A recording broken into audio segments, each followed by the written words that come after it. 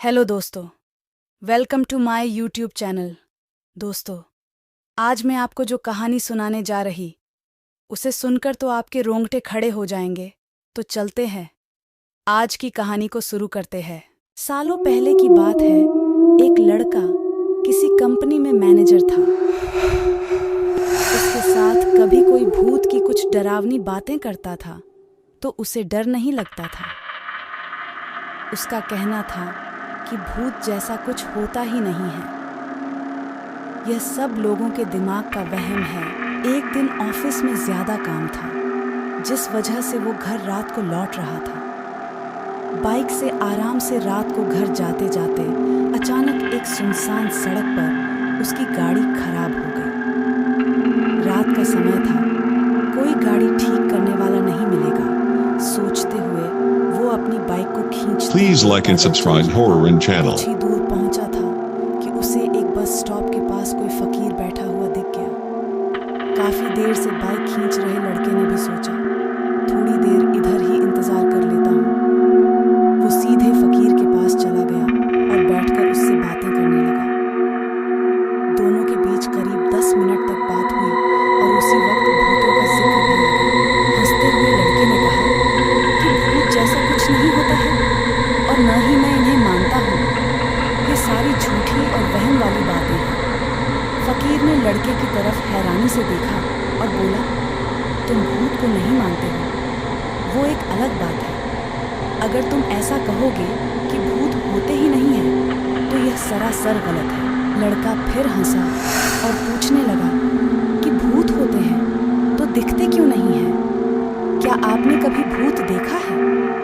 क्या आप मुझे दिखाएंगे एक भी भूत? फकीर के मन में हुआ कि इसे आज भूत दिखा ही देता हूँ। उसने लड़के को अपने पीछे चलते रहने के लिए कहा और आगे श्मशान की ओर बढ़ गया। सुनसान रास्ते में दोनों पैदल चल रहे थे। अब लड़के को थोड़ा डर लगने लगा, लेकिन हिम्मत करते हुए वो आगे बढ़ा। कुछ ही देर में दोनों श्मशान पहुंचे। वहां कई मुर्दा चल रहे थे। फकीर ने उस लड़के को एक जगह पर बैठाया और कहा कि यहाँ कुछ देर पहले ही एक लाश जली थी। अब तुम्हें यहाँ मैं भूत दिखाऊंगा।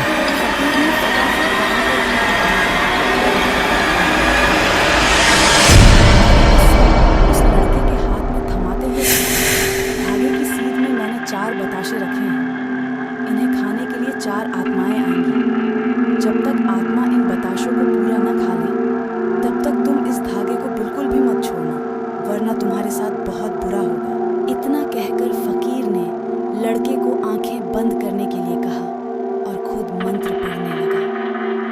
लड़के को फकीर की बातें सुनकर थोड़ा डर लगने लगा, लेकिन वो धागे को तेजी से पकड़कर आंखें बंद करके हुए बैठ गया।